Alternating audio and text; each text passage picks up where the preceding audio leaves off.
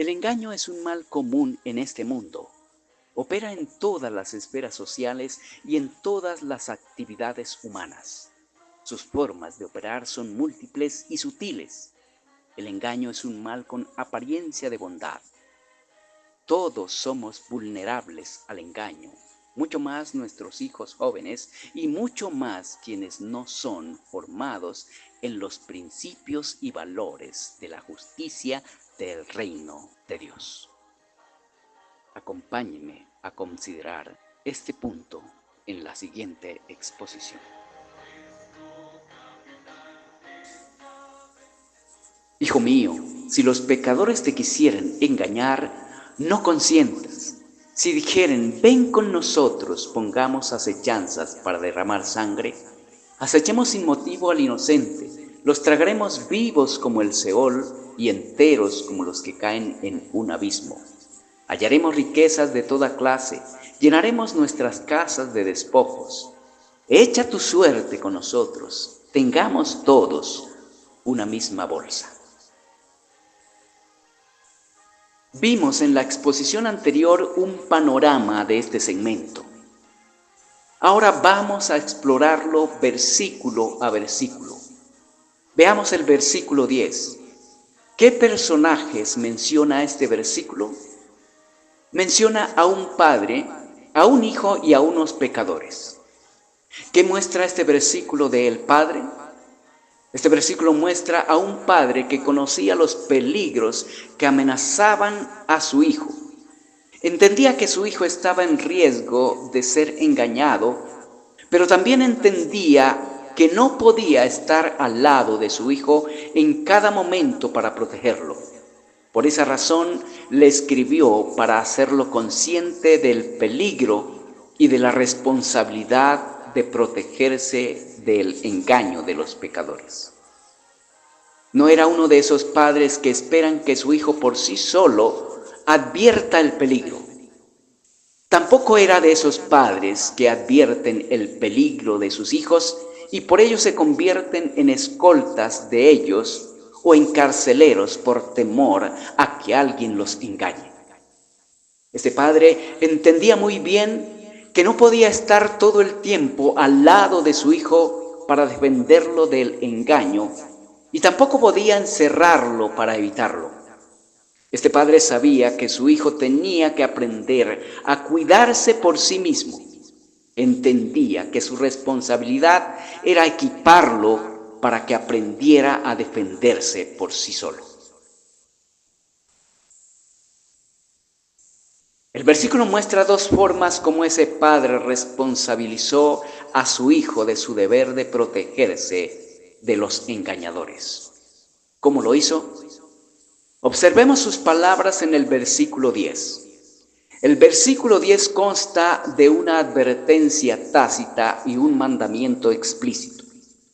Lo advirtió de la posibilidad de ser engañado por parte de los pecadores y le ordenó que no debía permitirlo.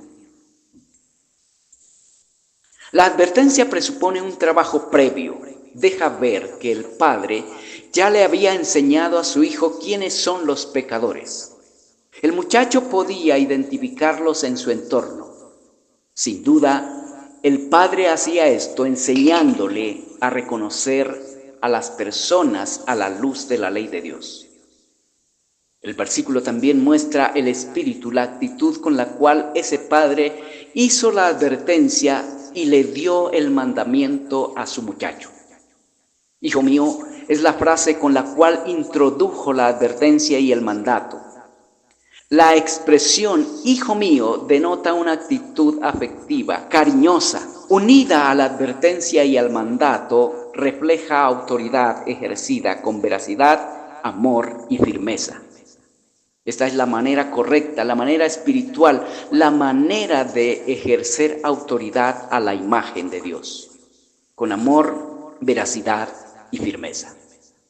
Estos son los tres elementos propios de la autoridad que Dios ejerce con sus hijos. Ninguno de estos elementos debe faltar en el ejercicio de la autoridad. Sin estos tres elementos, o sin uno de ellos, la autoridad ya no es. autoridad santa, es autoridad impía. La autoridad con veracidad y firmeza, sin amor, se vuelve tirana. La autoridad con amor y firmeza, sin veracidad, es engaño. Y la autoridad con veracidad, amor y sin firmeza, no es respetada. ¿Hay algo aplicable a los padres en esto? ¿Hablamos con nuestros hijos de las personas que los rodean? ¿Les enseñamos a identificar a las personas que los rodean a la luz de la ley de Dios? La ley de Dios es la que agudiza el discernimiento para distinguir el bien del mal, aun cuando el mal parece bien. Ese padre no trabajaba con su hijo sobre el vacío. Su conocimiento, experiencia y la instrucción que impartía a su hijo tenía como base el conocimiento de Dios, el conocimiento de la justicia de Dios. Trabajamos en la formación de nuestros hijos sobre el conocimiento de la justicia de Dios. Trabajamos en la formación de nuestros hijos con veracidad, amor y firmeza. Ejercemos la autoridad sobre nuestros hijos con amor, veracidad y firmeza. Los equipamos con el conocimiento de la justicia de Dios para que puedan discernir sus propias acciones y las acciones de las personas que les rodean. Del muchacho en el versículo se puede ver que era un muchacho vulnerable al engaño y necesitaba ser equipado para que aprendiera a protegerse. Necesitaba saber que hay personas interesadas en engañarlo y con capacidad de hacerlo. Necesitaba saber que su padre, aunque lo amaba, era muy dedicado y deseaba lo mejor para él, no podía estar presente en todo momento y en cada lugar para protegerlo. Necesitaba ser consciente de su deber de protegerse del engaño de los pecadores.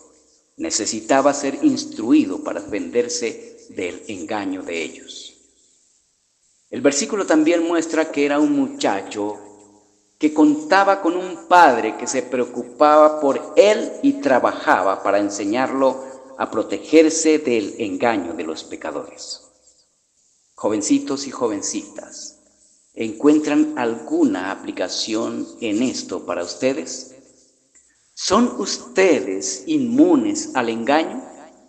¿No necesitan aprender a distinguir a los pecadores y a discernir sus formas de engañar?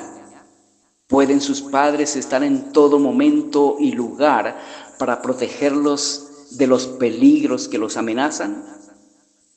¿Quiénes son los primeros responsables de evitar ser engañados? Algunos jovencitos no cuentan con un papá y una mamá que los enseñe. ¿Qué de esos jovencitos y jovencitas? Deben acudir a Dios directamente, deben hacer uso de las herramientas que Dios ha dado a sus hijos para que aprendan a protegerse del engaño que los rodea. ¿Saben cuáles son las herramientas que Dios ha dado a sus hijos para que aprendan a identificar a los pecadores y a protegerse de sus tácticas engañosas? ¿Qué muestra el versículo de los pecadores? Muestra que los pecadores están al acecho, que son personas profesionales en el engaño. No son como aparentan, ni lo que dicen es como dicen que es. El versículo muestra que los pecadores procuran involucrar en sus pecados favoritos a los jovencitos desprovistos de la capacidad de discernir sus pecaminosas intenciones. El texto muestra que los pecadores no proceden con transparencia. Con engaño reclutan a jovencitos que no han sido instruidos adecuadamente en la ley de Dios. Los hijos que no escuchan las enseñanzas, advertencias y mandatos de sus padres, derivadas de la ley de Dios, y desprecian la orientación de sus madres, son muchachos presa fácil de toda clase de engaño. Pero el ser reclutados por las bandas criminales no es lo único que amenaza la integridad de nuestros hijos. Hay mucho más. Está el riesgo de ser seducidos por las corrientes ideológicas del sistema político religioso que el apóstol Pablo llamó el misterio de iniquidad, cuyo objetivo principal es eliminar al Dios verdadero de la vida humana y sustituirlo por un Dios universal falso, uno que aprueba y complace las tendencias de la naturaleza animal humana. Segunda Tesalonicenses capítulo 2, versículos 1 al 12. Este sistema ha elaborado múltiples estrategias con las cuales desacredita la justicia de Dios e impone su propia concepción de justicia. Este sistema trabaja persuadiendo a niños y jovencitos, incluso adultos, que son libres de hacer de su sexualidad lo que quieran, que no hay nadie que tenga el derecho a cuestionarlos, a censurarlos ni a condenarlos por ello. Tal sistema pone al Estado en lugar de Dios y a su legislación en lugar de la legislación de Dios. Este sistema es malvado, puesto que expone a las personas al juicio y a la condenación de Dios, autorizando conductas que Él jamás ha aprobado. Al contrario, Dios condenará eternamente al lago de fuego a quienes no se arrepientan de ellas, confiando en el pago que su amado Hijo realizó en la cruz del Calvario.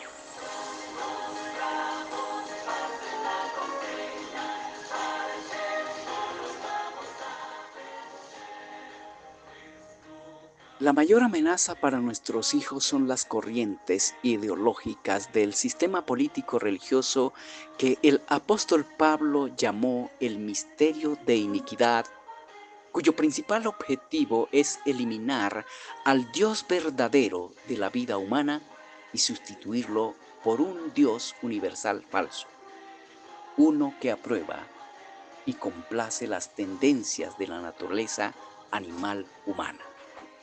La Escritura dice que Dios entregará a ese engaño a todos cuantos no reciban el amor del Evangelio. Segunda Tesalonicenses capítulo 2 versículos 10 al 12. El Evangelio es la más grande expresión del amor de Dios hacia los pecadores.